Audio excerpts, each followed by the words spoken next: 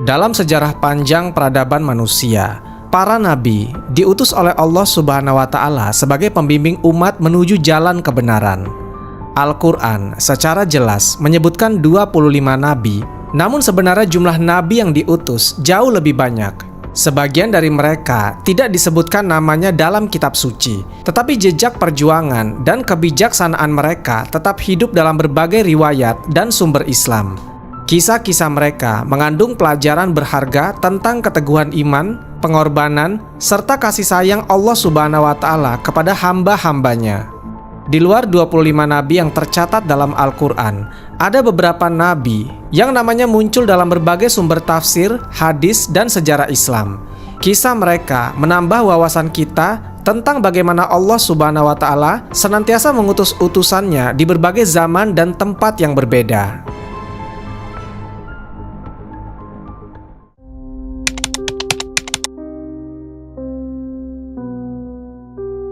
Setelah penciptaan Nabi Adam alaihissalam dan turunnya beliau ke bumi bersama Hawa, kehidupan manusia pun dimulai.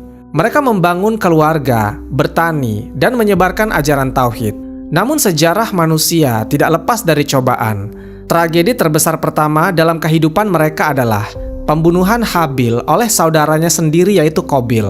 Pembunuhan itu membawa luka mendalam bagi Nabi Adam alaihissalam dan istrinya Siti Hawa, sekaligus mengguncang keturunan mereka. Di tengah kesedihan ini, Allah Subhanahu wa Ta'ala memberikan hadiah yang sangat berharga kepada Adam dan Hawa, yaitu seorang anak yang kelak menjadi penerus amanah di bumi. Anak ini diberi nama Shits, yang dalam bahasa Ibrani berarti hadiah atau pemberian dari Allah Subhanahu wa Ta'ala. Kehadirannya membawa cahaya harapan bagi keluarga Nabi Adam alaihissalam yang sedang berduka. Sejak kecil, Shits tumbuh dalam bimbingan langsung dari ayahnya. Nabi Adam alaihissalam mengajarkan tentang tauhid, kebijaksanaan, serta hukum-hukum Allah Subhanahu wa Ta'ala yang harus ditegakkan di muka bumi. Shits berbeda dari saudara-saudaranya yang lain, karena sejak kecil dia menunjukkan sifat yang tenang, penuh kasih sayang, dan memiliki kecerdasan yang luar biasa. Nabi Adam alaihissalam sangat menyayangi Shits. Dia melihat dalam diri putranya itu tanda-tanda seorang pemimpin yang kelak akan meneruskan tugasnya. Sejak kecil, Nabi Shits alaihissalam selalu ingin belajar lebih dalam tentang kebesaran Allah Subhanahu wa Ta'ala.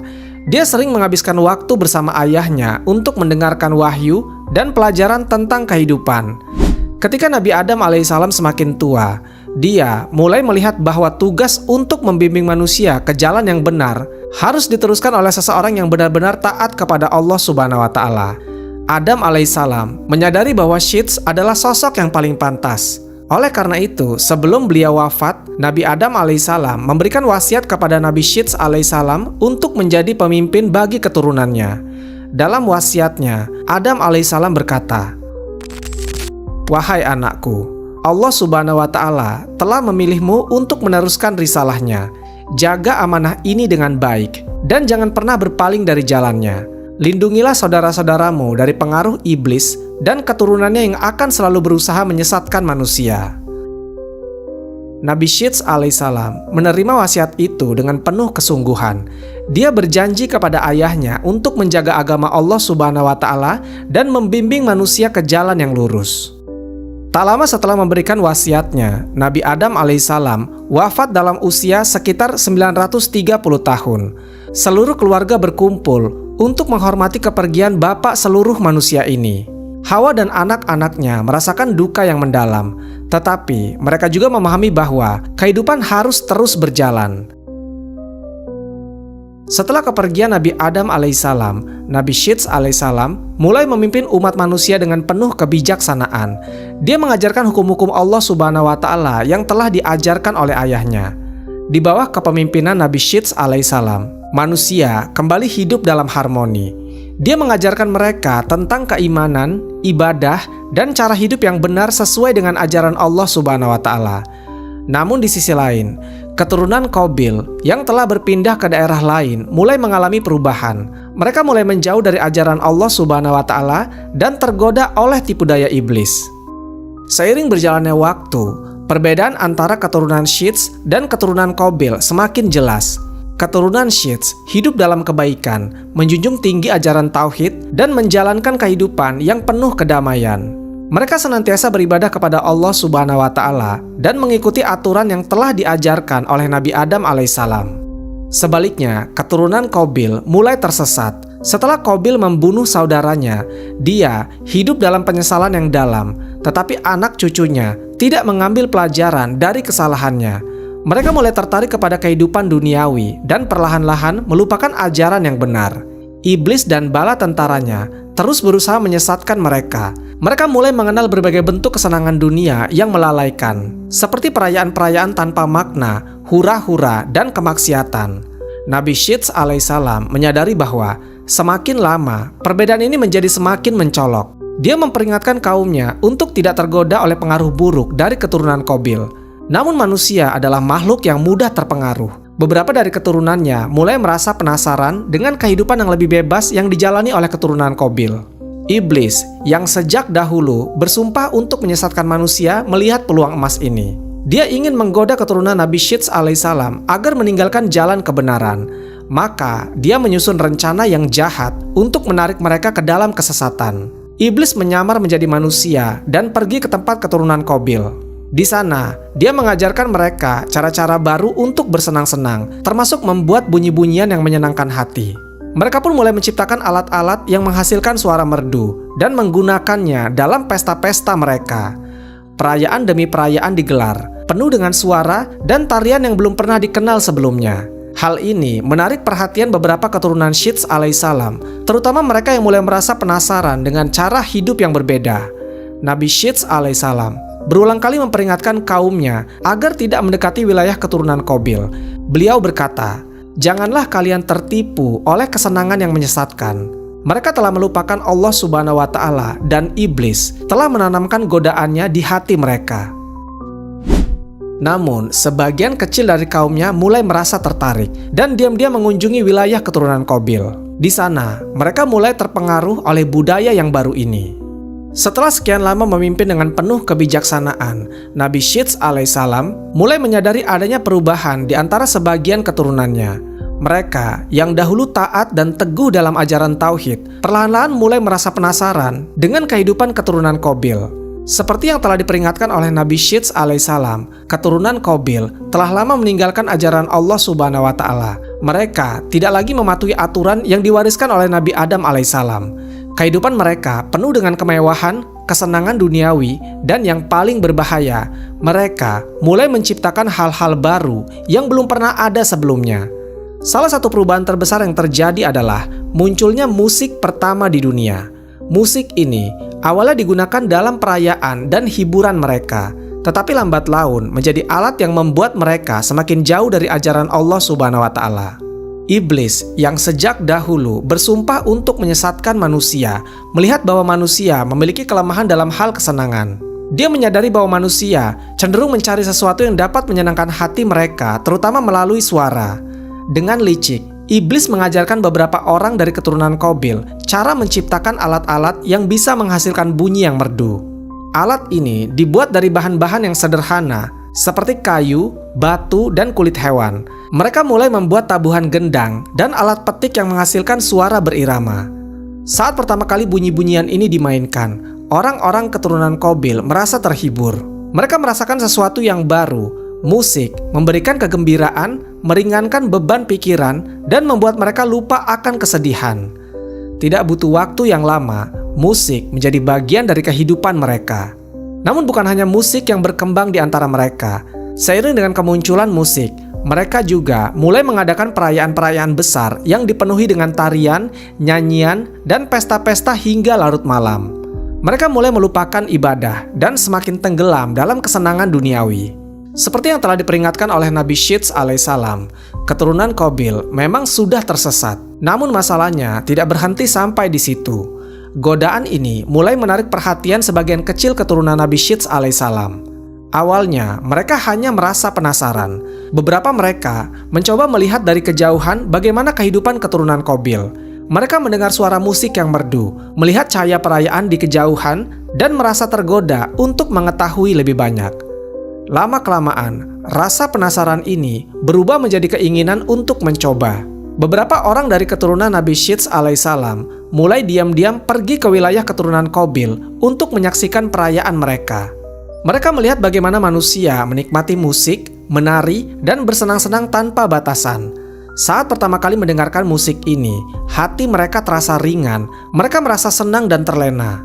Tidak butuh waktu yang lama, mereka pun mulai ikut menari dan bernyanyi tanpa menyadari bahwa mereka telah jatuh dalam jebakan iblis. Ketika Nabi Syits alaihissalam mengetahui bahwa beberapa dari kaumnya mulai terpengaruh oleh budaya keturunan Qabil, beliau segera memperingatkan mereka. Beliau mengumpulkan kaumnya dan berkata, "Wahai anak-anakku, kalian telah diberikan petunjuk oleh Allah Subhanahu wa Ta'ala. Janganlah kalian tertipu oleh kesenangan sesaat. Ketahuilah bahwa dunia ini hanyalah ujian. Apa yang telah kalian lihat di sana hanyalah ilusi yang menyesatkan." Namun, tidak semua orang mau mendengarkan. Sebagian dari mereka merasa bahwa musik dan perayaan bukanlah sesuatu yang buruk. Mereka berpikir bahwa tidak ada salahnya untuk bersenang-senang sesekali. Nabi Syits alaihissalam dengan tegas mengingatkan mereka, "Ketahuilah bahwa iblis selalu memiliki cara untuk menyesatkan manusia.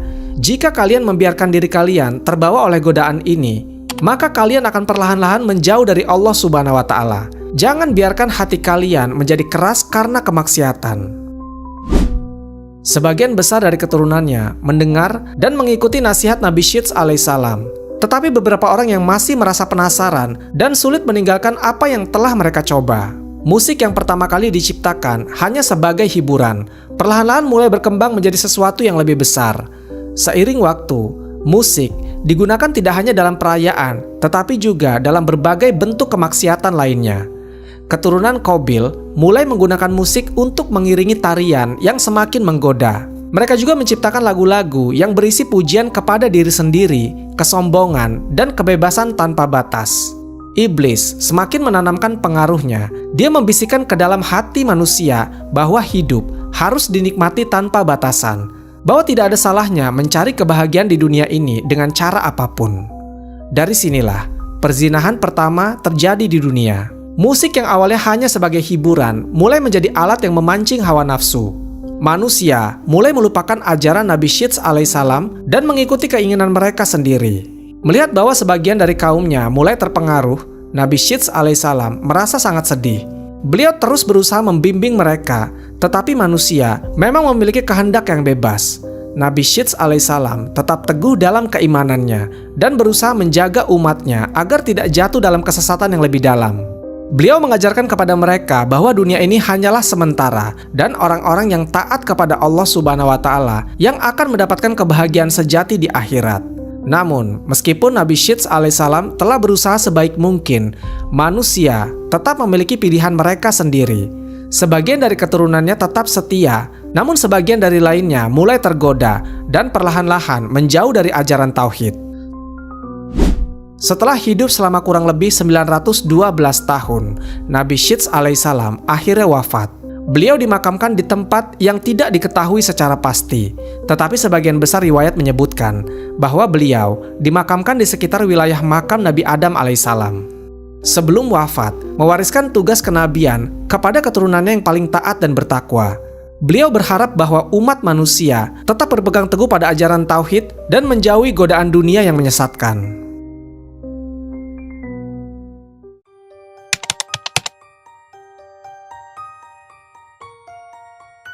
Dalam sejarah para nabi, ada satu sosok yang seringkali kurang dikenal dibandingkan dengan para nabi lainnya, tetapi memiliki peran besar dalam sejarah Bani Israel. Dialah Nabi Yusha bin Nun, seorang hamba Allah Subhanahu wa Ta'ala yang taat, pemimpin yang gagah berani, dan penerus perjuangan Nabi Musa alaihissalam dalam membawa umatnya menuju tanah yang dijanjikan. Yusha bin Nun berasal dari Bani Israel, salah satu keturunan Nabi Yakub alaihissalam. Beliau tumbuh di tengah lingkungan yang keras, di mana kaumnya hidup dalam perbudakan di Mesir, di bawah kekuasaan Fir'aun yang kejam. Namun, Allah Subhanahu wa Ta'ala mengirim seorang nabi besar, yaitu Musa alaihissalam, untuk membebaskan mereka dari belenggu tirani.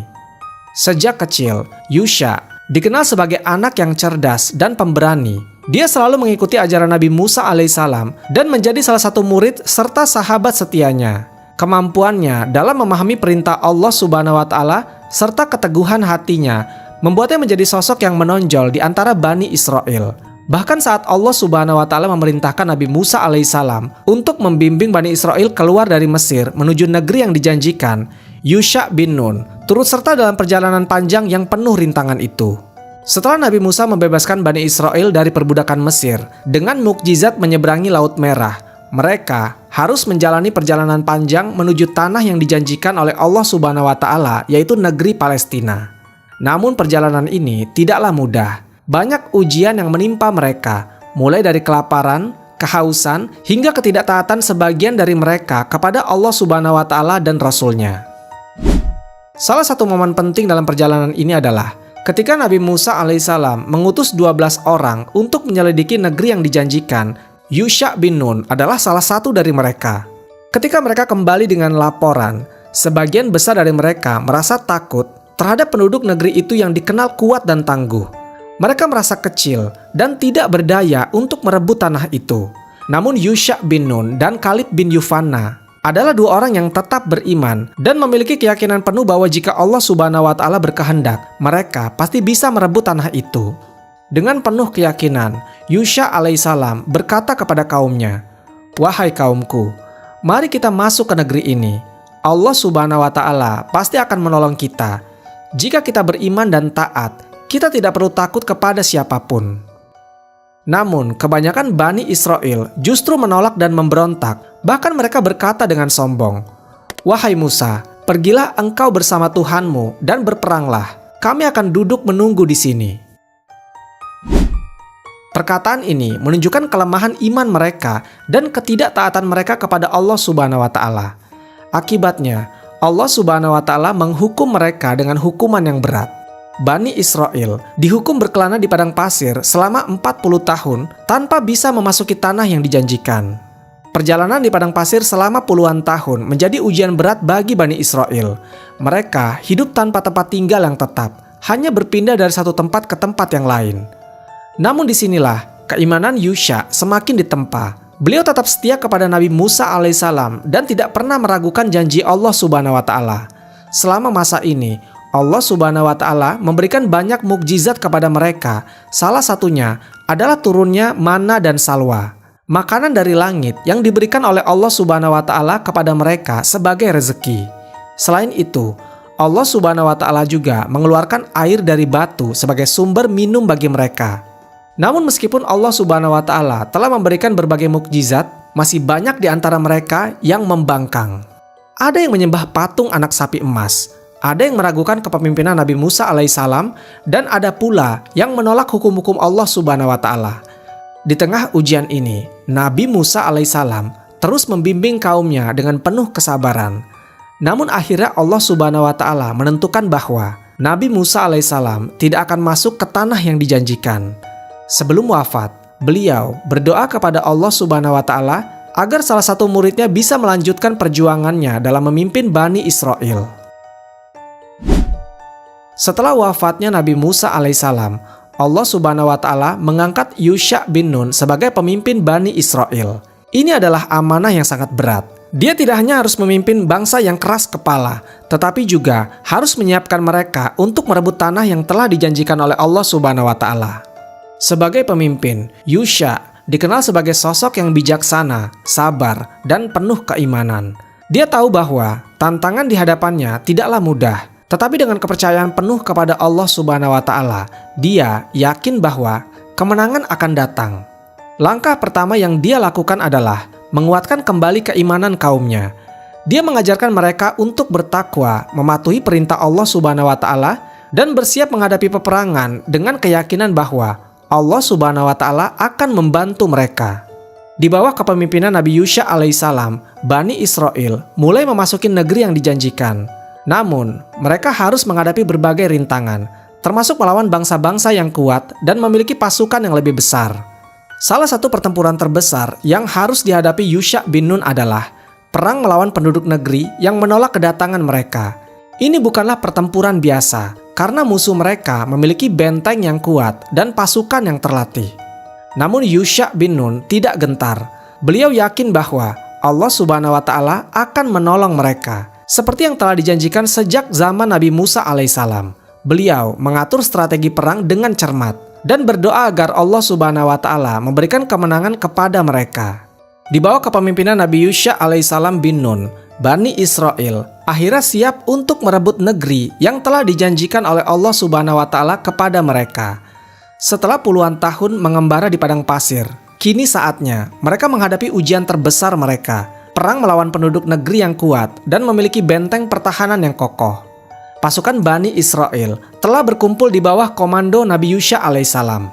Para prajurit dipenuhi dengan semangat jihad, tetapi mereka juga sadar bahwa musuh mereka bukanlah lawan yang mudah.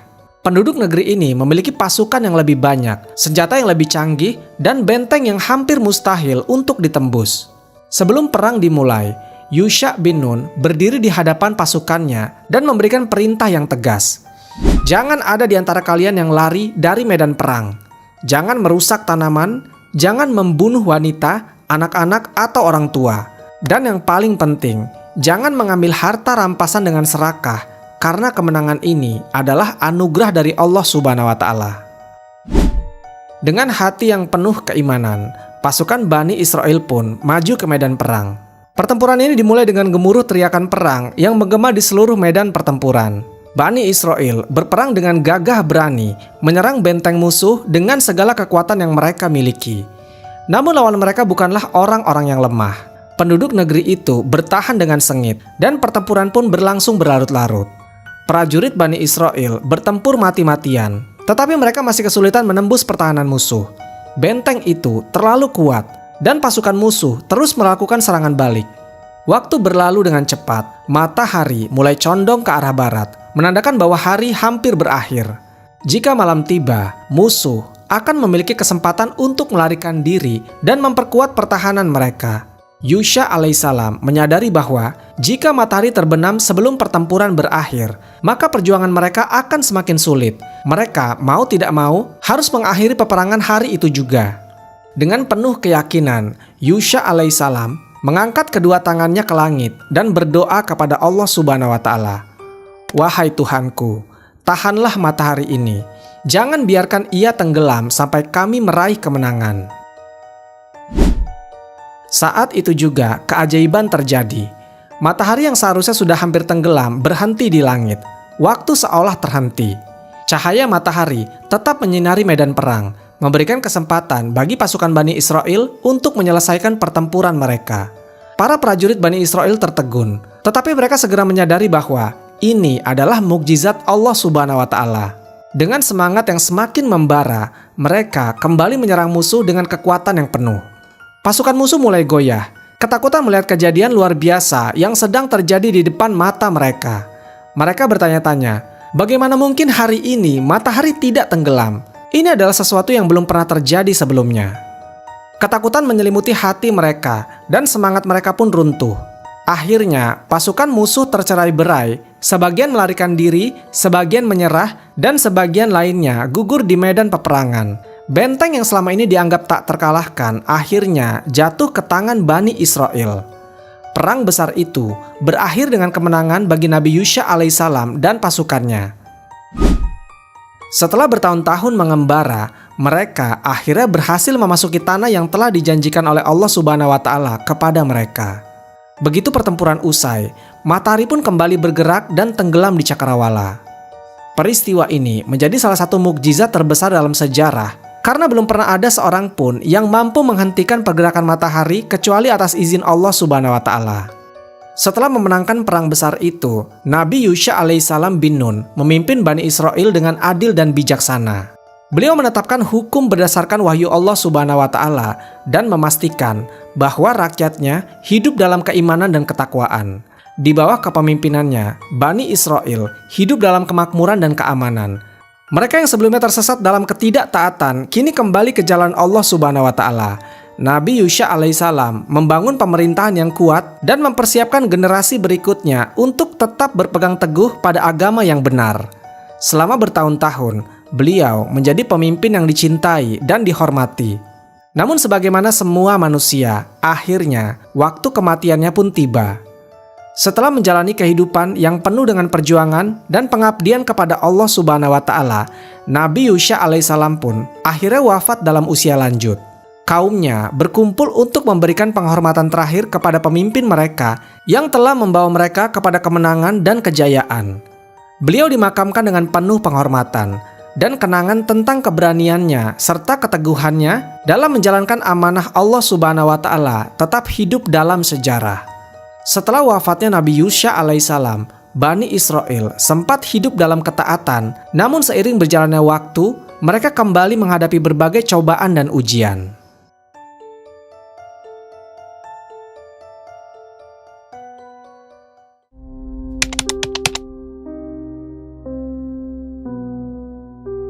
Nabi Uzair alaihissalam hidup di masa ketika Bani Israel berada dalam kesulitan. Mereka adalah kaum yang pernah diberkahi oleh Allah Subhanahu wa Ta'ala dengan banyak kenikmatan, namun sering melupakan perintahnya. Setelah berbagai cobaan dan peperangan, negeri mereka hancur. Tanah mereka yang dulunya subur kini menjadi reruntuhan, dan banyak dari mereka yang tercerai-berai. Sebagian besar kaum mereka kehilangan harapan dan merasa bahwa mereka tidak akan pernah bangkit kembali. Uzair alaihissalam, seorang yang tekun beribadah dan mencintai ilmu, sering menghabiskan waktunya untuk membaca kitab suci dan merenungkan firman Allah Subhanahu wa Ta'ala. Pada suatu hari, Uzair alaihissalam memutuskan untuk melakukan perjalanan. Beliau ingin pergi ke desa-desa yang lebih jauh untuk melihat apakah ada kehidupan yang masih tersisa di antara reruntuhan. Beliau membawa seekor keledai sebagai tunggangannya dan membawa beberapa perbekalan termasuk roti dan air. Perjalanannya membawa ke sebuah desa yang benar-benar hancur. Tidak ada tanda-tanda kehidupan di sana. Rumah-rumah runtuh, jalanan berdebu, dan pepohonan mati tanpa daun. Semuanya tampak sunyi, seolah-olah kehidupan telah menghilang dari tempat itu. Uzair turun dari keledainya dan duduk di bawah sebuah pohon yang sudah kering. Beliau merasa lelah setelah perjalanan panjang dan ingin beristirahat sejenak. Beliau mengambil roti dari kantongnya dan mulai makan, lalu meneguk air yang dibawanya. Matanya menatap ke sekeliling, memperhatikan sisa-sisa kehidupan yang telah lama lenyap. Kemudian di dalam pikirannya terlintas pertanyaan yang lebih dalam. Bagaimana Allah Subhanahu wa Ta'ala bisa menghidupkan kembali tempat ini setelah kehancurannya? Beliau tidak mengucapkannya sebagai sebuah keraguan, tetapi sebagai sebuah renungan. Saat beliau sudah mulai kantuk, tiba-tiba sesuatu yang luar biasa terjadi. Sesuatu yang bahkan tidak pernah terbayangkan olehnya. Uzair merasakan tubuhnya menjadi berat, seolah-olah dia tenggelam dalam tidur yang dalam. Perlahan-lahan, kesadarannya menghilang dan tidak lagi merasakan dunia di sekelilingnya. Tidak ada suara, tidak ada angin, hanya keheningan yang dalam. Hari berganti menjadi malam, lalu malam menjadi siang. Tetapi waktu tidak berjalan seperti biasanya. Tanpa disadari, Uzair alaihissalam telah memasuki sebuah fase yang di luar nalar manusia. Sesuatu yang tidak biasa sedang terjadi, tetapi dia sendiri tidak menyadarinya. Keledainya yang berada di dekatnya juga diam, tidak bergerak, semua seakan-akan membeku dalam waktu yang tidak terhitung. Namun dunia tetap berjalan, meskipun bagi Uzair alaihissalam semuanya terasa seperti sekejap. Tanah yang mati perlahan berubah dan kehidupan kembali muncul. Tetapi bagaimana semua ini bisa terjadi? Uzair alaihissalam tidak mengetahuinya. Setelah waktu yang tidak terhitung, Nabi Uzair alaihissalam akhirnya membuka matanya. Beliau merasa segar, seolah-olah hanya tertidur sesaat. Beliau melihat ke sekelilingnya dan merasa semuanya masih sama. Namun saat beliau hendak menggerakkan tubuhnya, ada sesuatu yang aneh. Ada perasaan ringan, tetapi juga ada sesuatu yang terasa berbeda di sekelilingnya. Nabi Uzair alaihissalam berdiri perlahan, lalu menoleh ke arah keledainya. Beliau terkejut saat melihat bahwa keledai itu tidak lagi dalam keadaan utuh. Yang tersisa hanyalah tulang belulang yang berserakan. Beliau terdiam, mencoba memahami apa yang telah terjadi. Beliau melihat ke tangannya sendiri. Beliau tidak merasa ada yang berubah dari dirinya. Tetapi bagaimana mungkin keledainya bisa berubah menjadi tulang belulang dalam waktu yang begitu singkat? Ataukah sebenarnya waktu yang telah berlalu jauh lebih lama dari yang dia kira? Uzair alaihissalam mulai melangkah, berjalan ke arah desa. Namun saat beliau memasuki tempat itu, beliau menyadari sesuatu yang mengejutkan. Desa yang dulunya hancur, kini telah hidup kembali. Rumah-rumah telah berdiri kembali, pepohonan hijau tumbuh, dan orang-orang beraktivitas seperti biasanya. Beliau mengerutkan dahi, merasa bingung, bagaimana mungkin ini bisa terjadi? Apakah ini tempat yang sama? Dan apakah dia sedang bermimpi? Dengan langkah yang penuh tanda tanya, beliau berjalan lebih jauh ke dalam desa itu, mencari jawaban atas pertanyaan yang memenuhi pikirannya. Namun, yang terjadi selanjutnya jauh lebih mengejutkan daripada yang bisa dia bayangkan. Nabi Uzair alaihissalam terus berjalan di desa yang tampak asing namun terasa begitu familiar. Bangunan-bangunan yang dulu hancur kini berdiri kokoh. Orang-orang tampak beraktivitas seperti biasa, seolah-olah desa ini tidak pernah mengalami kehancuran. Namun ada sesuatu yang ganjil. Nabi Uzair alaihissalam tidak mengenali satupun dari mereka. Setiap wajah yang dia temui terasa asing. Padahal sebelum perjalanan ini, beliau mengenal hampir semua orang di desanya. Rasa bingung semakin menyelimuti hatinya. Beliau bertanya pada seorang pria tua yang sedang duduk di depan rumahnya. "Wahai paman, desa apakah ini?" Orang tua itu menatap Uzair dengan heran, lalu menjawab, "Ini adalah desa kita. Apakah engkau orang asing? Dari mana asalmu?" Nabi Uzair alaihissalam berpikir sejenak. Beliau tidak percaya dengan apa yang didengarnya. Beliau mencoba mengingat-ingat, memastikan apakah dia memang tersesat di desa lain. Namun hatinya semakin yakin ini adalah desa yang sama. "Apakah engkau mengenal seseorang yang bernama Uzair?" tanya Uzair dengan penuh harapan. Mata pria itu mulai melebar. Dia terdiam sejenak sebelum menjawab, "Uzair, iya, aku pernah mendengar nama itu. Dia adalah seseorang lelaki yang soleh, seorang alim yang memahami kitab Allah Subhanahu wa Ta'ala dengan sangat baik. Namun dia sudah lama menghilang, bahkan sudah 100 tahun berlalu sejak kepergiannya." Jantung Uzair berdegup dengan kencang. 100 tahun? Itu tidak mungkin. Beliau merasa hanya tidur sebentar di bawah pohon kering di tepi desa itu. Bagaimana mungkin waktu berlalu begitu lama? Nabi Uzair alaihissalam mencoba menenangkan pikirannya. Beliau harus mencari seseorang yang bisa mengenalnya. Beliau berjalan lebih jauh, bertanya kepada beberapa orang yang lebih tua. Namun setiap jawaban yang dia dapatkan justru semakin memperjelas satu hal. Waktu benar-benar telah berlalu selama 100 tahun. Kemudian seorang wanita tua yang buta mendengar percakapan Uzair alaihissalam dengan penduduk. Wanita itu adalah seorang yang sangat lanjut usia, mungkin yang tertua di desa itu. Saat mendengar nama Uzair, wanita tua itu tiba-tiba menangis dan berkata, "Uzair, aku masih ingat dia. Aku masih kecil ketika dia menghilang. Dia adalah seorang hamba Allah Subhanahu wa Ta'ala yang sangat taat. Tapi tidak mungkin dia masih hidup setelah 100 tahun berlalu." Nabi Uzair alaihissalam mendekati dan berkata dengan lembut, "Akulah Uzair. Aku tidak pergi kemana-mana. Aku hanya tertidur sebentar, lalu terbangun dan menemukan desa ini sudah berubah." Wanita tua itu terkejut. "Jika engkau benar adalah Uzair, maka bacakanlah kitab Allah Subhanahu wa Ta'ala yang dulu engkau ajarkan kepada kami. Karena setelah engkau menghilang, kami kehilangan sebagian besar hafalan dari kitab itu." Nabi Uzair alaihissalam kemudian mulai membaca kitab Allah Subhanahu wa Ta'ala dengan suara yang lembut namun penuh keyakinan. Setiap ayat yang dia lantunkan mengalir dari lisannya seperti air yang jernih. Orang-orang yang berkumpul di sekitarnya mulai terdiam. Mereka mendengarkan dengan seksama, merasakan keindahan bacaan yang pernah mereka dengar puluhan tahun yang lalu. Wanita tua itu menangis dengan terseduh-seduh. "Demi Allah, ini benar-benar Uzair.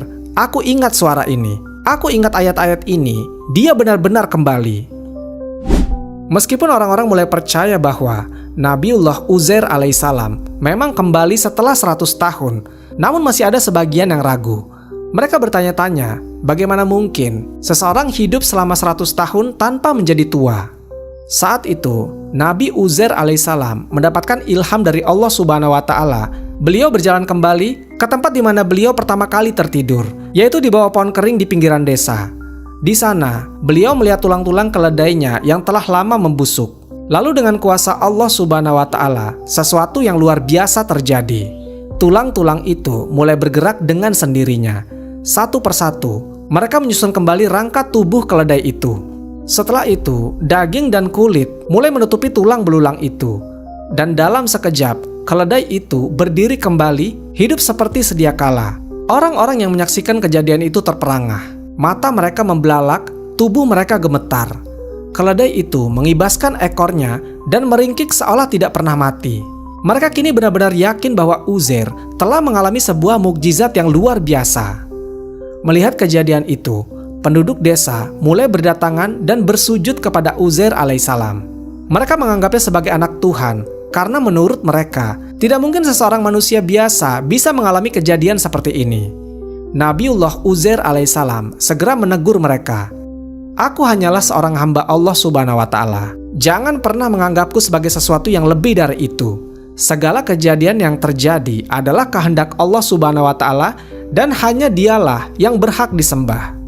Meskipun Nabi Uzair alaihissalam sudah menjelaskan bahwa dirinya hanyalah seorang nabi dan hamba Allah subhanahu wa ta'ala, sebagian kecil kaum Bani Israel tetap bersikeras menganggapnya lebih dari manusia biasa. Inilah yang kelak menjadi salah satu penyimpangan dalam sejarah mereka. Peristiwa yang dialami Nabiullah Uzair alaihissalam bukan sekedar kisah yang luar biasa, tetapi sebuah bukti nyata bahwa Allah subhanahu wa ta'ala berkuasa atas segala sesuatu. Dia bisa menghidupkan yang mati, membangkitkan sesuatu yang telah lenyap, dan mengembalikan kehidupan yang tampak mustahil untuk pulih. Apa yang awalnya hanya sebuah pertanyaan di hati Uzair, yaitu bagaimanakah Allah bisa menghidupkan kembali negeri yang mati, akhirnya terjawab dengan pengalaman langsung yang dia alami. Allah subhanahu wa ta'ala tidak hanya membangkitkan kembali desa yang hancur, tetapi juga menunjukkan kepadanya bagaimana kehidupan bisa diciptakan kembali dari tulang belulang yang sudah hancur. Namun, kisah ini tidak berakhir di sini. Nabiullah Uzair alaihissalam tetap hidup di tengah kaumnya, mengajarkan mereka kitab Allah subhanahu wa ta'ala dan memperbaiki keimanan mereka. Beliau menjadi saksi hidup tentang kekuasaan Allah subhanahu wa ta'ala yang mutlak. Kisah yang terus diceritakan dari generasi ke generasi mengajarkan manusia bahwa kehidupan, kematian, dan kebangkitan hanyalah berada di tangan Allah subhanahu wa ta'ala semata. Dan hingga hari ini, kisah Nabiullah Uzair tetap menjadi salah satu pelajaran berharga dalam sejarah umat manusia.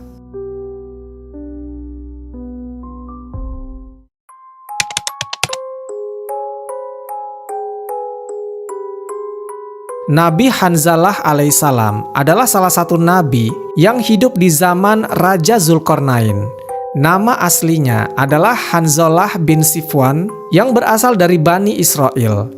Nabi Hanzalah juga merupakan salah satu nabi yang tidak disebutkan dalam Al-Quran, namun kisahnya mengenai kaum yang dibimbingnya ada di dalam Al-Quran. Kaum yang dibimbing oleh Nabi Hanzalah adalah kaum Ashabul Rosh. Dan Allah subhanahu wa ta'ala mengabadikannya dalam surat Qaf ayat ke-12. Sebelum mereka, kaum Nuh, penduduk Ros, dan kaum Samud telah mendustakan rasul-rasul. Menurut kisah dari Al-Kisai, kota yang ditinggali oleh Nabi Hanzalah terdapat sebuah gunung yang bernama Gunung Falaj, yang menjadi salah satu tempat tinggal burung yang bernama burung Anka. Anko adalah seekor burung besar yang apabila terbang sayapnya akan menutupi cahaya matahari. Bulunya memiliki warna yang sangat banyak. Lehernya menyerupai leher unta, memiliki 4 sayap, 2 panjang dan 1 lagi pendek. Burung ini sering mengambil beberapa hewan ternak dan hewan yang sudah mati. Disebutkan bahwa burung ini memiliki cakar yang sangat tajam, bahkan bisa membawa seekor gajah yang telah mati. Burung ini awalnya tidak mengganggu kaum Ashabul Rosh.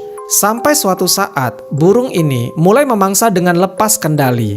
Burung ini mulai memangsa anak-anak dari kaum Ashabul Rosh, sehingga kaum ini mengadu kepada Nabi Hanzalah. Nabi Hanzalah alaihissalam pun berdoa kepada Allah subhanahu wa ta'ala. Ya Allah ya Rabb, matikanlah binatang tersebut dan putuskanlah keturunannya. Allah subhanahu wa ta'ala mengabulkan doa Nabi Hanzalah. Seketika burung Anka pun terbakar, sehingga tidak ada yang tersisa lagi di muka bumi. Kejadian ini terjadi sebelum Nabi Hanzalah diutus Allah subhanahu wa ta'ala untuk mengajak kaum Ashabul Rosh untuk beriman. Lalu siapa sebenarnya Ashabul Rosh ini? Menurut Qisasul Anbiya yang ditulis oleh Ibnu Katsir, Kaum Ashabul Rosh merupakan salah satu kaum yang ada di daerah Yaman. Kaum ini sering disebut sebagai kaum Rosh. Nabi Hanzalah diutus kepada kaum ini untuk memperingatkan dan mengajak mereka agar beriman kepada Allah Subhanahu wa Ta'ala. Kaum Rosh merupakan kaum yang tidak menyembah Allah Subhanahu wa Ta'ala. Mereka menyembah salah satu pohon sanubar yang bernama Shahdirakt. Shahdirakt yang memiliki arti yaitu raja pohon. Mereka menyembah pohon itu karena pohon itu dianggap sebagai hayat al-ilahiyah atau kehidupan ketuhanan. Meskipun sudah Allah Subhanahu wa Ta'ala peringatkan dengan adanya burung anko, mereka tetap menyembah pohon itu. Alasan mengapa mereka menyebut pohon itu sebagai hayat al-ilahiyah karena pohon itu awalnya ditanam oleh salah satu anak Nabi Nuh alaihissalam yang bernama Yafid bin Nuh alaihissalam. Yafid bin Nuh menanam pohon ini pasca badai topan di tepian mata air. Mata air itu pun disebut sebagai Roshan Ob. Kemudian mata air ini yang mengaliri desa kaum Rosh. Kaum Rosh memiliki 12 desa, diantaranya adalah Oban, Ozar, Die, Bahman, Isfan, Farwadin, Ordi Bahshit, Khordat, Murdat, Tir, Mir, dan Syahriwar. Lalu, kaum Rosh pun mengikuti apa yang dilakukan anak Nabi Nuh alaihissalam itu.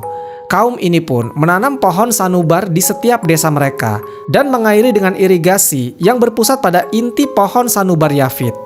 Kemudian mereka menyangka bahwa pusat dari pohon sanubar yang terdapat mata air yang mengalir itu adalah sumber kehidupan Tuhan yang turun ke muka bumi. Sehingga mereka mengharamkan diri untuk meminum dari air tersebut baik untuk diri sendiri maupun untuk hewan ternak mereka. Bahkan mereka membuat peraturan, barang siapa yang meminum airnya maka akan dibunuh. Mereka menjadikan air itu sebagai sumber kehidupan Tuhan dan pohon sanubar sebagai inti dari kehidupan Tuhan juga dianggap sebagai pohon yang berisi roh Tuhan yang harus disembah. Jelas sekali ini bertentangan dengan konsep ketuhanan yang diajarkan sejak zaman Nabi Adam dan seterusnya.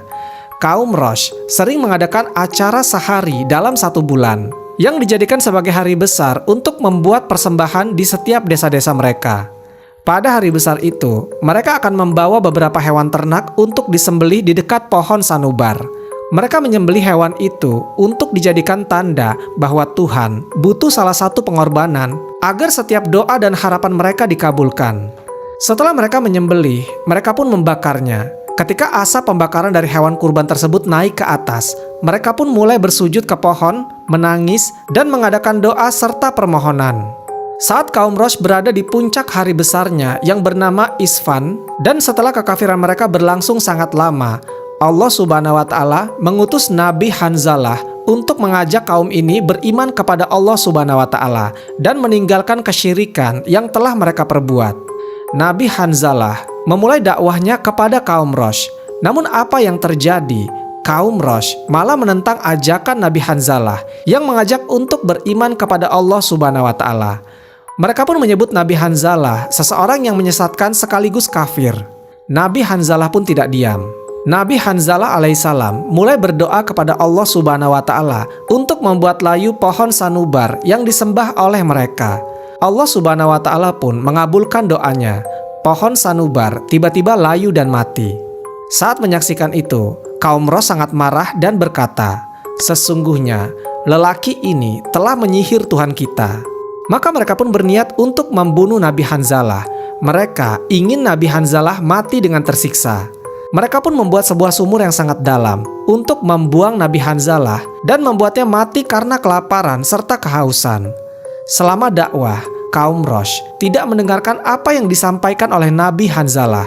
Sampai suatu saat, ada seorang budak yang berkulit hitam mendengarkan dakwah Nabi Hanzalah. Lalu budak itu pun beriman kepada Allah Subhanahu wa Ta'ala.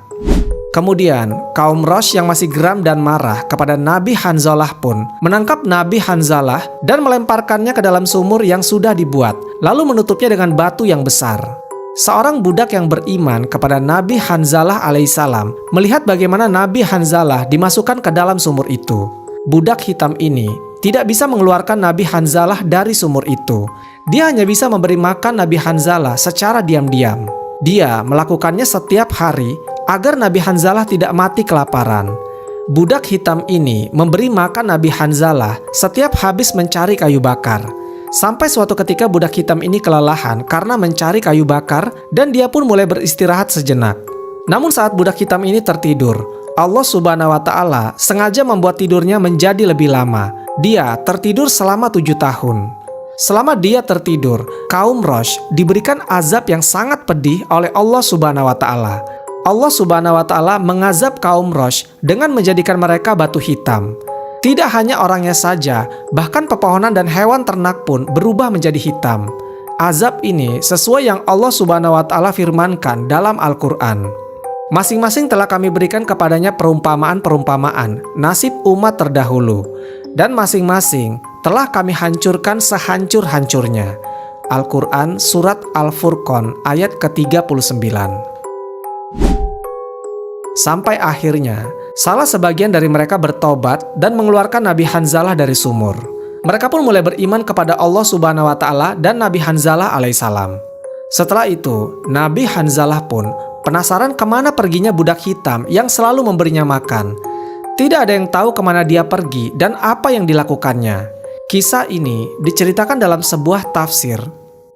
Nabi Muhammad SAW bersabda, lalu Nabi kaum tersebut bertanya keberadaan budak tentang apa yang dilakukannya. Mereka menjawab, kami tidak tahu, sampai Allah Subhanahu wa Ta'ala mencabut ruh Nabi itu. Dan setelah wafatnya, Allah Subhanahu wa Ta'ala membangunkan budak hitam tersebut dari tidurnya. Budak hitam itulah orang yang pertama kali masuk surga.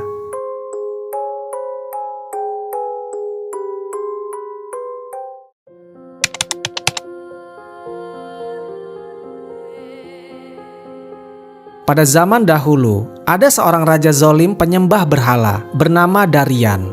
Seluruh rakyatnya diperintahkan untuk menyembah patung-patung miliknya. Rakyat yang tidak patuh akan dilemparkan ke dalam api yang besar. Sudah banyak rakyat yang menjadi korban kekejamannya. Allah Subhanahu wa Ta'ala kemudian mengutus utusannya pada negeri tempat raja zalim ini. Nabi yang diutus Allah Subhanahu wa Ta'ala adalah Jirjis bin Kultin. Beliau diutus untuk menghancurkan angkara murka yang dilakukan oleh Darian. Suatu ketika, Nabi Jirjis alaihissalam bertemu dengan Darian. Nabi Jirjis alaihissalam berkata dengan tenang, "Mengapa kamu tunduk menyembah berhala yang tidak dapat mendengar, melihat, dan tidak dapat memberi kekayaan kepadamu?" Darian menjawab, "Sesungguhnya harta dan tahta kerajaan serta seluruh nikmat kemegahan ini kuperoleh sejak aku menyembah berhala-berhala itu. Dan aku tidak melihat kesenangan pada dirimu sebagai hasil penyembahanmu kepada Tuhan yang engkau agung-agungkan itu." Nabi Jirjis alaihissalam pun membalas, "Sesungguhnya segala kenikmatan dan kesenangan duniawi akan sirna, sedangkan nikmat akhirat yang Allah Subhanahu wa Ta'ala anugerahkan padaku akan selamanya." Setelah itu, mereka berdua berdebat makin sengit. Karena makin terdesak, emosi Darian pun bangkit. Saking murkanya kepada Nabi Jirjis alaihissalam, Darian memerintahkan pengawalnya untuk menyiksa beliau. Utusan Allah Subhanahu wa Ta'ala tersebut kemudian disiram dengan air mendidih yang dicampur dedaunan sehingga kulitnya melepuh. Daging beliau kemudian diiris-iris sehingga tulangnya terlihat. Nabi Jirjis akhirnya pun wafat. Namun dengan kekuasaan Allah Subhanahu wa Ta'ala, Nabi Jirjis alaihissalam bangkit kembali dengan rupa yang lebih menawan dibandingkan sebelumnya. Melihat kejadian aneh ini, Raja Darian kemudian memerintahkan pengawalnya untuk membawa 6 pasak besi. 2 kaki Nabi Jirjis diikat dan direntangkan, lalu ke-6 pasak tersebut ditancapkan pada tubuh beliau. Nabi Jirjis alaihissalam pun wafat kembali dengan mengenaskan.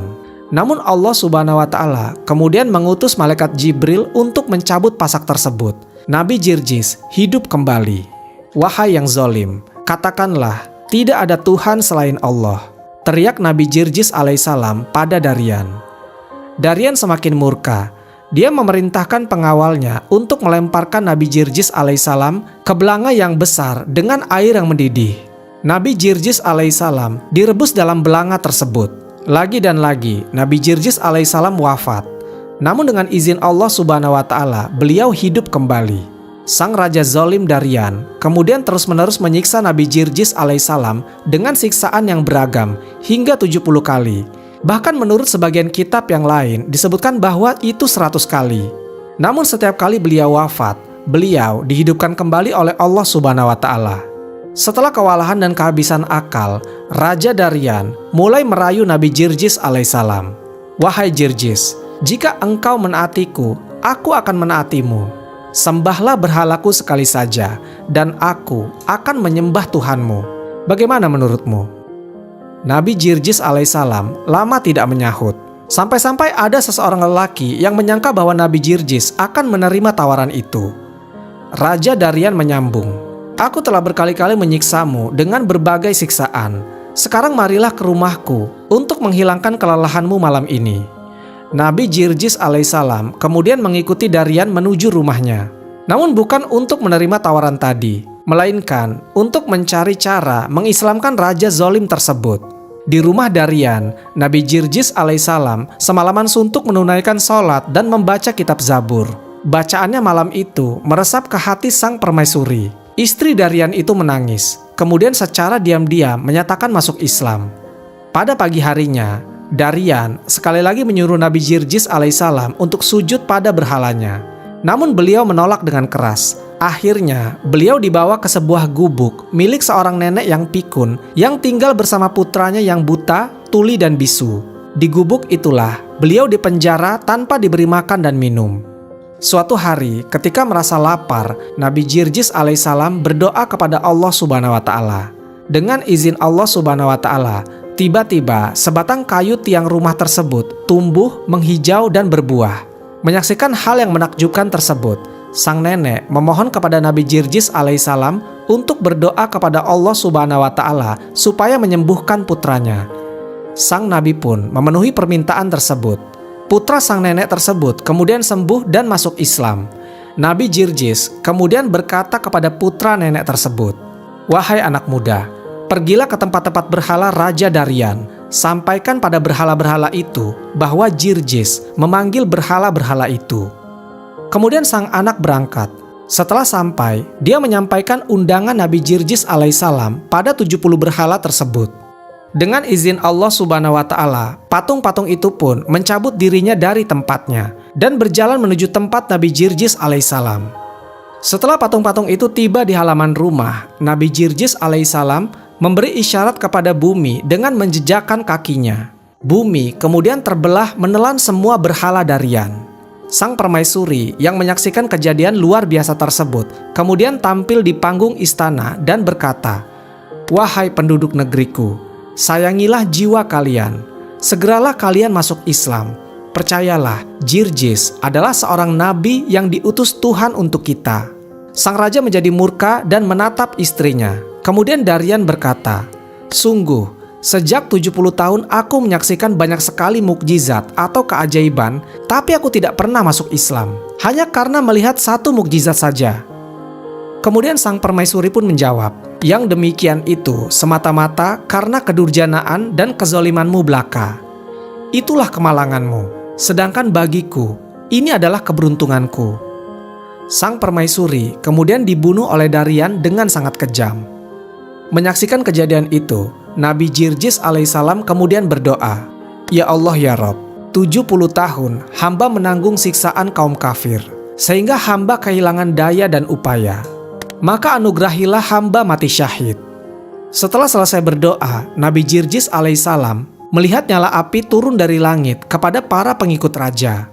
Bersamaan dengan itu, orang-orang kafir itu mengangkat pedang kemudian membunuh beliau.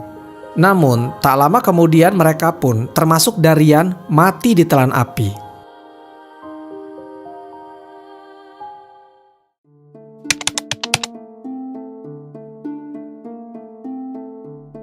Di tengah hamparan tanah yang kering dan tandus, di sebuah negeri yang telah lama kehilangan kejayaannya, hiduplah suatu kaum yang dahulu pernah mendapatkan banyak berkah dari Allah Subhanahu wa Ta'ala. Mereka adalah Bani Israel, bangsa yang dikenal sebagai umat pilihan, namun seringkali melupakan nikmat yang telah diberikan kepada mereka. Sejarah panjang bangsa ini dipenuhi dengan ujian, peringatan, dan pertolongan dari Allah Subhanahu wa Ta'ala. Salah satu peristiwa besar yang terjadi pada bangsa ini adalah ketika mereka dilanda wabah mematikan. Tidak hanya puluhan atau ratusan orang yang menjadi korbannya, tetapi ribuan nyawa melayang dalam waktu yang singkat. Bangsa yang sebelumnya berjaya kini menjadi bayang-bayang ketakutan, dihantui oleh kematian yang datang tanpa peringatan. Dalam kisah ini, ada seorang nabi yang diutus oleh Allah Subhanahu wa Ta'ala untuk membimbing mereka. Seorang hamba pilihan yang memiliki keyakinan yang teguh terhadap kekuasaannya. Dialah Nabi Hizkil alaihissalam atau Haskial, seorang nabi yang dikenal memiliki doa yang mustajab dan keyakinan yang tak tergoyahkan. Dia menjadi saksi atas kehancuran umatnya, namun juga menjadi perantara mukjizat besar yang mengguncang keimanan banyak orang. Kisah ini bermula ketika Bani Israel hidup dalam ketidakpatuhan kepada Allah Subhanahu wa Ta'ala. Mereka seringkali mengabaikan perintahnya meskipun banyak nabi telah diutus untuk memberi mereka petunjuk. Dalam sejarah panjang mereka, Bani Israel selalu mengalami pasang surut keimanan. Kadang mereka taat, namun lebih sering mereka kembali kepada kesombongan dan kelalaian. Hingga akhirnya azab pun datang. Sebuah wabah mematikan menyebar dengan cepat di tengah mereka. Awalnya hanya beberapa orang yang jatuh sakit, tetapi dalam hitungan hari jumlah korban semakin bertambah. Orang-orang mulai jatuh satu persatu, tubuh mereka melemah, dan dalam hitungan jam mereka meregang nyawa. Penyakit ini tidak pandang bulu. Orang tua, pemuda, perempuan, hingga anak-anak tidak ada yang bisa menghindar. Mereka yang sehat tiba-tiba tersungkur lemas, lalu kehilangan nyawa tanpa bisa diselamatkan. Kota-kota yang tadinya ramai dengan kehidupan dalam sekejap berubah menjadi sunyi. Hanya diisi oleh jeritan kesedihan dan tangisan keluarga yang kehilangan orang-orang tercinta. Ketakutan menyelimuti negeri itu. Orang-orang yang masih hidup mencoba melarikan diri, berharap bisa menyelamatkan diri dari kutukan yang seakan tidak terbendung. Namun, kemanapun mereka pergi, kematian tetap mengikuti. Mereka yang berusaha mencari perlindungan di desa-desa lain pun akhirnya menemui nasib yang sama. Tidak ada tempat yang aman, tidak ada yang mampu melawan kekuatan maut yang telah Allah Subhanahu wa Ta'ala turunkan kepada mereka. Di tengah kepanikan ini, banyak orang yang mulai bertanya-tanya, apakah ini hukuman dari Tuhan atas dosa-dosa kami? Namun, sebagian besar dari mereka masih belum mau bertobat. Meskipun kematian terus menghampiri, masih ada yang bersikeras bahwa ini hanyalah bencana alam biasa, bukan peringatan dari Allah Subhanahu wa Ta'ala. Kesombongan mereka tetap bertahan, bahkan ketika maut telah berada di depan mata. Di tengah kehancuran ini, Nabi Hizkil alaihissalam tetap berada di antara kaumnya. Dia adalah seorang nabi yang sabar, yang senantiasa menyeru umatnya untuk kembali kepada Allah Subhanahu wa Ta'ala. Dengan keteguhan hati, dia mencoba menyadarkan mereka bahwa wabah ini bukan sekedar kejadian biasa, melainkan bentuk teguran dari Allah Subhanahu wa Ta'ala atas kelalaian mereka. Namun seruannya diabaikan. Orang-orang yang masih hidup memilih untuk menghindarinya, menganggapnya sebagai pertanda buruk, atau bahkan menyalahkannya atas semua yang terjadi. Hari demi hari berlalu, dan akhirnya jumlah korban mencapai angka yang tidak terhitung. Seluruh negeri itu telah berubah menjadi tanah kematian. Bau anyir menyelimuti udara dan hamparan mayat tergeletak tanpa ada yang mampu mengurusnya. Pada saat itulah, Nabi Hizkil alaihissalam mulai berdoa dengan penuh kerendahan hati. Beliau menangis di hadapan Allah Subhanahu wa Ta'ala, memohon agar Allah Subhanahu wa Ta'ala memberikan petunjuk kepada umatnya. Hatinya pedih melihat kehancuran ini, tetapi dia tahu bahwa Allah Subhanahu wa Ta'ala selalu memiliki rencana yang lebih besar di balik setiap kejadian. Mereka telah mati dalam keangkuhan mereka, ya Allah. Jika Engkau menghendaki, Engkau bisa menghidupkan mereka kembali sebagai tanda kebesaran-Mu. Ucapnya dalam sujud yang panjang. Nabi Hizkil alaihissalam tidak meminta mukjizat untuk membuktikan dirinya sebagai seorang nabi. Tetapi beliau ingin umatnya melihat dengan mata kepala mereka sendiri bahwa Allah Subhanahu wa Ta'ala maha berkuasa atas segala sesuatu. Namun jawaban dari Allah Subhanahu wa Ta'ala tidak datang seketika. Hari demi hari berlalu, dan tanah yang dipenuhi mayat itu tetap sunyi. Tidak ada perubahan yang terlihat, dan tidak ada keajaiban yang terjadi. Meskipun demikian, Nabi Hizkil alaihissalam tidak kehilangan harapan. Beliau terus berdoa, terus memohon dengan kesabaran yang luar biasa. Baginya, mukjizat tidak datang sesuai kehendak manusia, tetapi atas izin dan ketentuan Allah Subhanahu wa Ta'ala semata. Suatu hari, Nabi Hizkil alaihissalam mendapatkan ilham dari Allah Subhanahu wa Ta'ala untuk pergi ke suatu tempat. Dengan hati yang mantap, beliau mulai berjalan melewati lembah-lembah yang dipenuhi oleh tulang belulang manusia. Langkahnya terhenti ketika dia sampai di suatu daerah yang lebih luas dari tempat lainnya. Sebuah lembah yang dipenuhi oleh ribuan mayat yang telah membusuk, menyatu dengan tanah. Pemandangan itu begitu mengerikan. Sisa-sisa tulang berserakan di mana-mana, seakan-akan menjadi saksi bisu dari azab yang telah terjadi. Udara di tempat itu pun terasa begitu berat, seolah-olah kematian masih menggantung di setiap sudutnya. Di tengah kesunyian yang mencekam, suara ilahi pun turun kepada Nabi Hizkil. Allah Subhanahu wa Ta'ala berfirman kepadanya, memerintahkan untuk menyampaikan suatu seruan yang belum pernah ia ucapkan sebelumnya. Serulah mereka, wahai Hizkil. Katakanlah kepada mereka agar bangkit kembali dengan izinku. Nabi Hizkil alaihissalam terdiam sejenak. Hatinya bergetar. Beliau sadar bahwa apa yang akan terjadi bukanlah hal yang biasa. Ini adalah tanda kebesaran Allah Subhanahu wa Ta'ala yang luar biasa. Sebuah mukjizat yang akan mengubah sejarah umat manusia. Dengan penuh keyakinan, beliau pun berdiri di hadapan ribuan tulang belulang itu.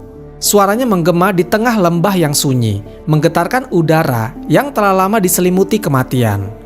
Bangkitlah, wahai orang-orang yang telah mati. Kembalilah kalian ke dunia dengan izin Allah Subhanahu wa Ta'ala. Sejenak, tidak ada yang terjadi. Angin berhembus perlahan, membawa aroma tanah yang lembab dan sisa-sisa kematian. Namun, detik demi detik berlalu, sesuatu mulai bergerak di tengah lembah itu. Tulang-tulang yang berserakan mulai bergetar. Satu persatu mereka mulai menyatu kembali. Urat-urat daging mulai tumbuh dari setiap sendi yang sebelumnya kosong. Kulit mulai menutupi tubuh-tubuh yang telah lama menjadi debu. Nabi Hizkil alaihissalam menyaksikannya dengan mata kepalanya sendiri. Bagaimana ribuan mayat yang tadinya hanya tumpukan tulang, kini mulai kembali mengambil bentuknya sebagai manusia. Namun sesuatu masih belum lengkap. Meskipun tubuh mereka telah kembali utuh, mereka masih tetap diam, seakan terperangkap dalam kesunyian yang tidak bisa mereka pahami. Allah Subhanahu wa Ta'ala belum selesai menunjukkan kebesarannya. Dan inilah awal dari mukjizat terbesar yang akan mengguncang dunia. Nabi Hizkil alaihissalam berdiri di tengah lembah yang penuh dengan keajaiban. Ribuan mayat yang sebelumnya hanya tulang belulang, kini telah kembali berbentuk manusia. Daging dan kulit mereka telah menyatu kembali. Tetapi ada satu hal yang masih belum lengkap. Mereka belum hidup. Mereka berdiri kaku, tidak bergerak, tidak bernapas. Seolah-olah mereka hanya cangkang kosong yang menunggu sesuatu untuk membangkitkan mereka sepenuhnya. Nabi Hizkil alaihissalam menatap mereka dengan penuh takjub, tetapi ia tahu bahwa mukjizat ini belum selesai. Saat itulah wahyu Allah Subhanahu wa Ta'ala kembali turun. Allah Subhanahu wa Ta'ala berfirman kepadanya, "Wahai Hizkil, serukan kepada angin, katakanlah agar ruh kembali kepada mereka dengan izinku." Nabi Hizkil alaihissalam pun kembali mengangkat suaranya. Dengan penuh keyakinan, beliau menyeru kepada angin, "Datanglah, wahai ruh dari 4 penjuru bumi. Masuklah ke dalam tubuh-tubuh ini dan bangkitkan mereka kembali dengan izin Allah." Seketika, sesuatu yang luar biasa terjadi. Angin berhembus kencang dari segala arah, menyapu lembah yang sunyi itu. Udara di sekitar mereka berubah, seakan-akan kehidupan baru sedang menyusup ke dalam setiap tubuh yang telah terbentuk kembali. Dan dalam hitungan detik, keheningan yang mencekam itu terpecah. Ribuan manusia yang tadinya hanya tubuh kosong mulai bergerak. Nafas pertama mereka terdengar seperti seseorang yang baru saja bangun dari tidur yang panjang. Mata mereka terbuka satu persatu, menatap ke sekeliling dengan kebingungan yang luar biasa. Tangan mereka gemetar. Tubuh mereka merasakan kembali sensasi yang telah lama hilang. Mereka saling memandang, menyadari bahwa mereka bukan lagi sekedar tulang belulang yang mati, tetapi telah kembali menjadi manusia yang hidup dan bernyawa. Tangisan pun pecah. Sebagian dari mereka jatuh berlutut, menangis tanpa bisa memahami apa yang telah terjadi. Mereka mengingat saat-saat terakhir mereka sebelum kematian, merasakan sakitnya wabah yang merenggut nyawa mereka. Lalu tiba-tiba menemukan diri mereka kembali berdiri di dunia ini. Sebagian lainnya meraba tubuh mereka sendiri, memastikan bahwa ini bukan mimpi. Mereka menatap tangan mereka, meraba wajah mereka, dan menyadari bahwa mereka telah hidup kembali. Namun, ada satu perasaan yang mendominasi mereka, yaitu ketakutan. Apa yang telah terjadi pada kita?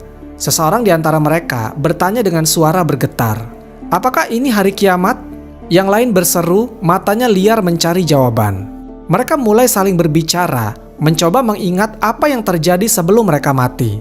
Namun satu hal yang pasti, mereka menyadari bahwa kematian telah mereka alami dan kini mereka kembali. Nabi Hizkil alaihissalam berdiri di tengah mereka, menatap mereka dengan penuh kasih sayang. Beliau tahu bahwa ini bukan hanya tentang menghidupkan kembali tubuh mereka, tetapi juga tentang membangunkan hati dan keimanan mereka yang telah lama mati. "Wahai kaumku," katanya dengan suara tenang namun berwibawa, "apakah kalian belum melihat kebesaran Allah Subhanahu wa Ta'ala? Kalian telah mati dan kini kalian hidup kembali dengan izinnya. Apakah masih ada keraguan dalam hati kalian tentang kekuasaannya?" Mendengar hal itu, banyak dari mereka yang langsung bersujud, menangis, dan memohon ampun kepada Allah Subhanahu wa Ta'ala. Mereka menyadari bahwa apa yang terjadi bukanlah kebetulan, tetapi sebuah mukjizat yang nyata, sebuah tanda dari Tuhan yang selama ini mereka lalaikan. Namun, tidak semua orang menerima kenyataan ini dengan mudah. Di antara mereka yang hidup kembali, ada yang mulai mempertanyakan apa yang telah terjadi. "Aku tidak mengerti," kata seorang pemuda dengan wajah yang bingung. "Kita telah mati, seharusnya kita tidak mungkin kembali." Yang lain mengangguk. "Apakah ini benar-benar kehendak Allah? Atau apakah ini hanya mimpi?" Meskipun telah menyaksikan keajaiban dengan mata kepala mereka sendiri, sebagian dari mereka masih merasa ragu. Hati mereka dipenuhi dengan kebingungan. Apakah mereka benar-benar diberi kesempatan kedua, atau ini hanyalah ilusi? Nabi Hizkil alaihissalam memahami ketakutan mereka. Beliau tidak marah kepada mereka karena beliau tahu bahwa keimanan bukan sesuatu yang bisa dipaksakan. Beliau lalu berkata, "Apakah kalian meragukan kekuasaan Allah Subhanahu wa Ta'ala setelah apa yang baru saja kalian alami? Bukankah kalian yang dahulu mengingkarinya? Dan bukankah kalian yang berpaling dari ajarannya? Dan sekarang kalian telah diberikan kesempatan kedua. Kalian telah melihat sendiri bagaimana Allah Subhanahu wa Ta'ala menghidupkan kembali yang telah mati. Tidakkah kalian mau kembali kepadanya?" Suasana menjadi hening. Kata-kata Nabi Hizkil mengguncang hati mereka. Sebagian dari mereka menangis dan bersujud, menyadari betapa besarnya kasih sayang Allah Subhanahu wa Ta'ala yang telah memberikan mereka kesempatan untuk bertobat. Namun, sebagian lain masih merasa takut dan ragu, seolah-olah mereka belum siap menerima kenyataan bahwa Allah Subhanahu wa Ta'ala benar-benar memiliki kekuasaan mutlak atas kehidupan dan kematian.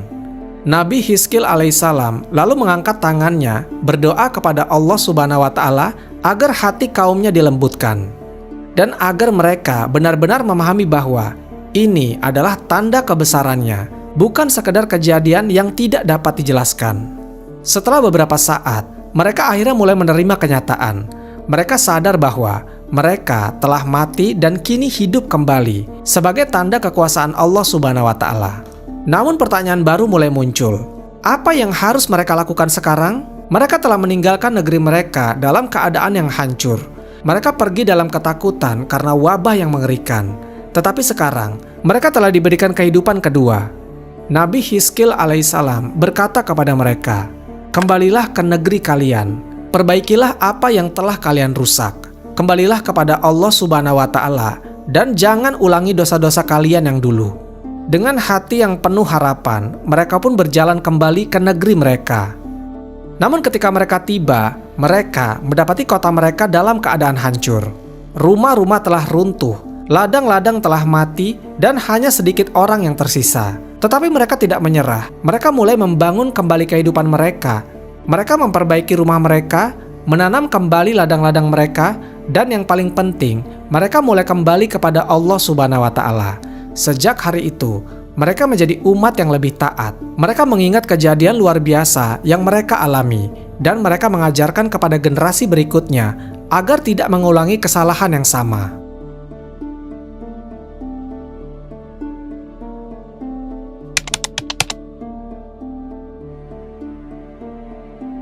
Di antara para nabi yang diutus kepada Bani Israel, ada dua sosok yang perjalanan hidupnya penuh dengan ujian, pengkhianatan, dan pengasingan. Mereka adalah Nabi Armia atau Yeremyah dan Nabi Daniel atau Daniel.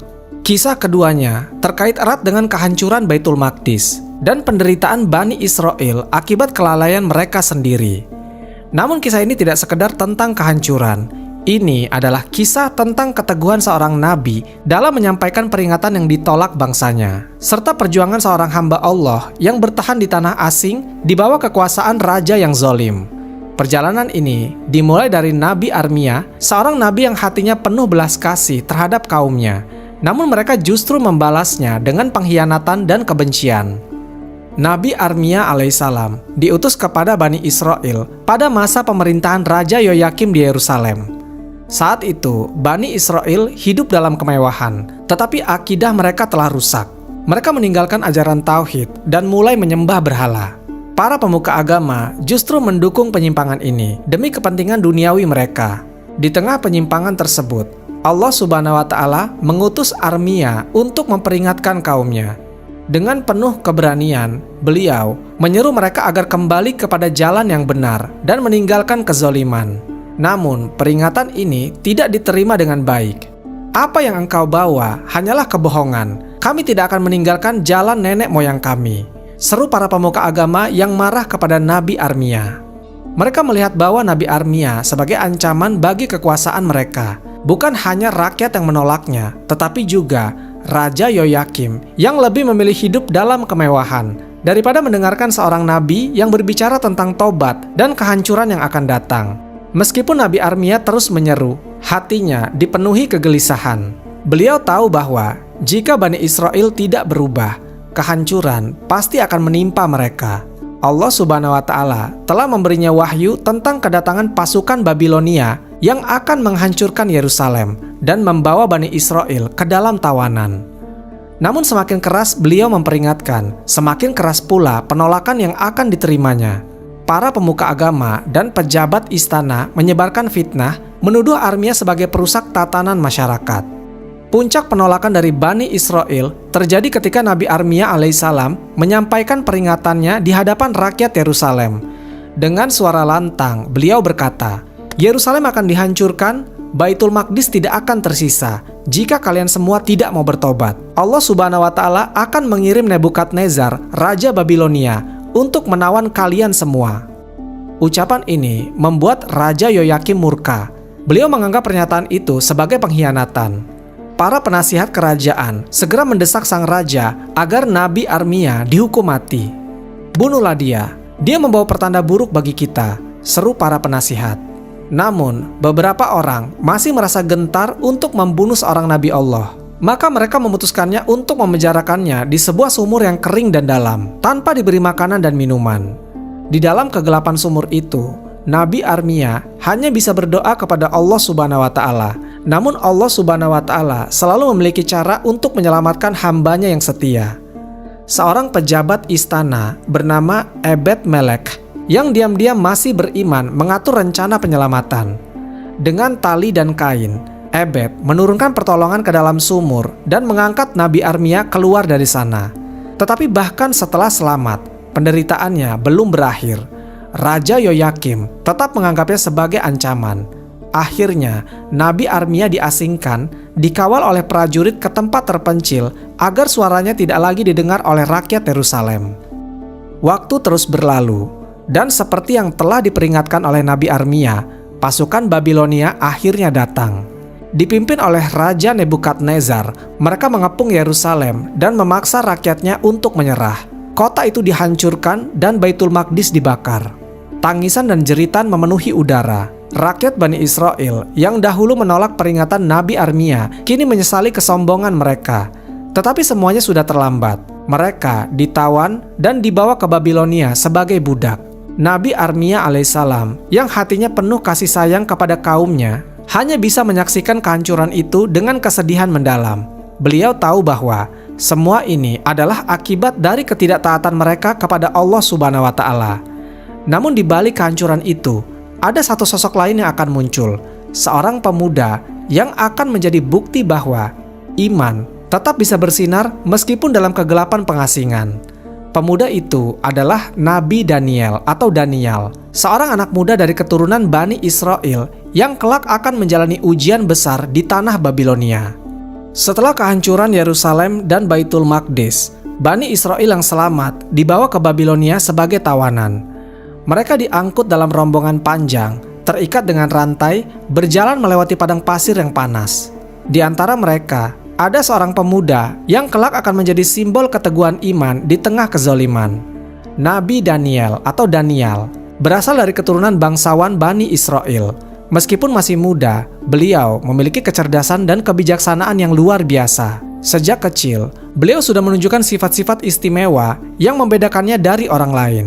Ketika tiba di Babilonia, sebagian tawanan dijadikan budak, sementara yang lain, terutama anak-anak muda berbakat, dipilih untuk melayani di istana Raja Nebukadnezar. Daniel termasuk dalam kelompok ini. Dia dan beberapa pemuda lainnya ditempatkan di istana untuk dididik dalam bahasa, budaya, dan ajaran Babilonia agar suatu hari nanti bisa menjadi penasihat sang raja. Namun, meskipun hidup dalam lingkungan istana yang penuh dengan kemewahan dan pengaruh paganisme, Nabi Daniel tetap teguh dalam imannya. Beliau tidak pernah melupakan Allah Subhanahu wa Ta'ala dan selalu menjaga kemurnian keyakinannya. Di istana, Nabi Daniel dan teman-temannya dihadapkan pada berbagai cobaan. Salah satu ujian pertama mereka adalah mengenai makanan.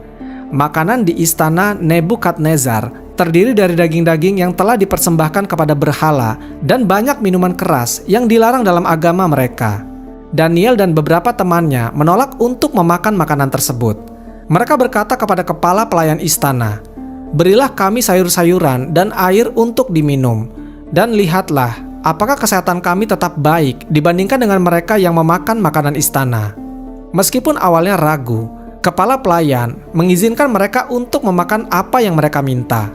Setelah beberapa waktu, ternyata Daniel dan teman-temannya terlihat lebih sehat dan jauh lebih kuat daripada pemuda yang lain yang memakan makanan istana.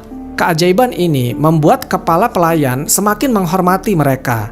Namun, cobaan yang lebih besar sedang menunggu Daniel. Raja Nebukadnezar adalah seorang penguasa yang ambisius, tetapi juga pemarah. Suatu malam, dia mengalami mimpi yang sangat mengganggunya.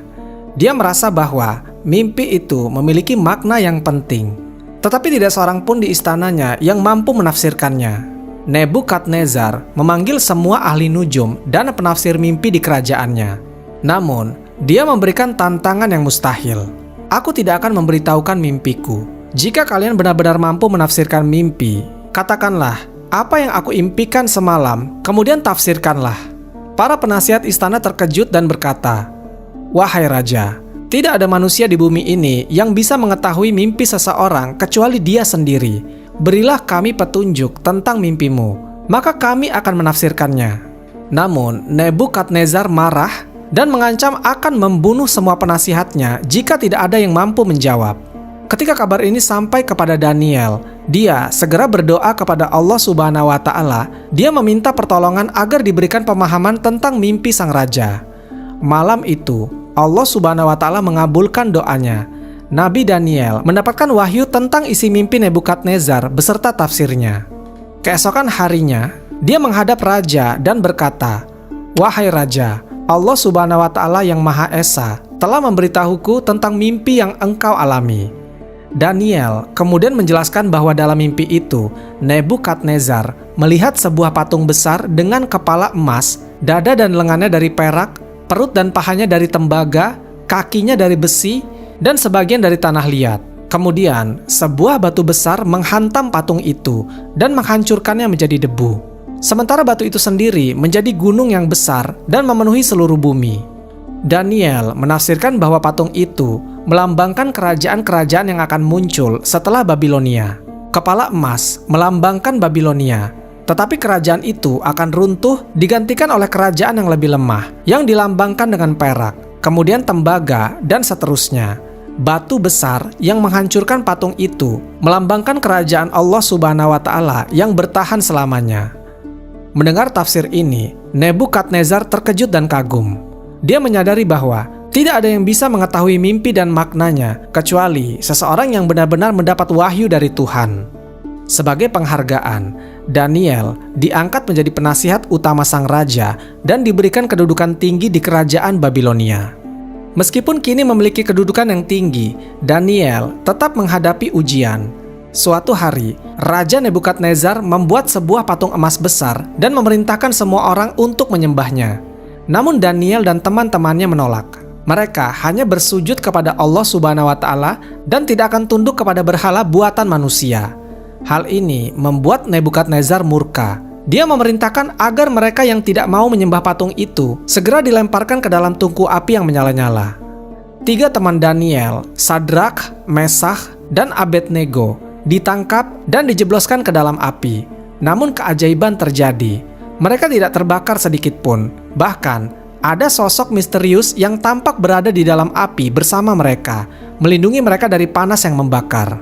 Melihat keajaiban ini, Nebukadnezar takjub dan mengakui kebesaran Tuhan yang disembah oleh Daniel dan teman-temannya. Dia pun mencabut perintahnya dan memberikan mereka kebebasan untuk beribadah sesuai keyakinan mereka. Setelah Nebukadnezar wafat, Babilonia jatuh ke tangan Raja Darius dari Persia. Daniel tetap menjadi penasihat kerajaan, namun banyak orang yang iri kepadanya dan berusaha menjebaknya. Mereka membujuk Raja Darius untuk mengeluarkan peraturan bahwa siapapun yang berdoa kepada selain raja selama 30 hari akan dilempar ke lubang berisi singa yang lapar. Daniel tetap teguh dalam imannya dan terus berdoa kepada Allah Subhanahu wa Ta'ala.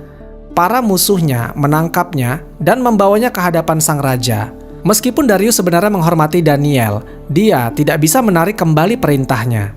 Akhirnya, Daniel dilemparkan ke lubang singa yang kelaparan. Namun Allah Subhanahu wa Ta'ala mengirim malaikat untuk melindunginya. Singa-singa itu tidak menyentuhnya sedikit pun. Keesokan harinya, Raja Darius terkejut melihat Nabi Daniel masih hidup tanpa luka sedikit pun. Ia pun menyadari bahwa Tuhan Daniel adalah Tuhan yang benar. Ia kemudian mengeluarkan perintah baru agar semua orang menghormati Allah Subhanahu wa Ta'ala. Nabi Daniel hidup panjang dan terus menjadi penasihat bagi berbagai raja hingga usia senjanya. Beliau tetap menjadi sosok yang teguh dalam keimanan meskipun hidup di tengah bangsa yang menyembah berhala. Kisahnya menjadi bukti bahwa keimanan sejati tidak bisa dipadamkan oleh tekanan atau ancaman. Nabi Armia telah memperingatkan Bani Israel tentang hukuman yang datang karena kelalaian mereka. Sementara Nabi Daniel menunjukkan bahwa meskipun dalam pengasingan, cahaya iman tetap bisa bersinar. Hingga akhir hayatnya, Nabi Daniel tetap dikenal sebagai simbol keteguhan hati dan kebijaksanaan. Beliau adalah cahaya di tengah kegelapan Babilonia, mengajarkan bahwa keimanan yang kokoh mampu bertahan dimanapun, bahkan di tanah asing dan di bawah kekuasaan raja-raja yang zolim.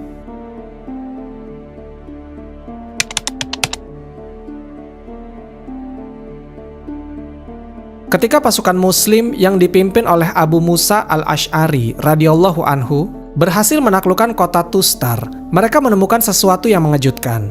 Penduduk setempat memberitahu mereka tentang keberadaan sebuah jasad yang masih utuh di dalam sebuah peti yang terbuat dari kayu atau batu. Jasad di dalam peti ini terletak di dalam sebuah rumah ibadah.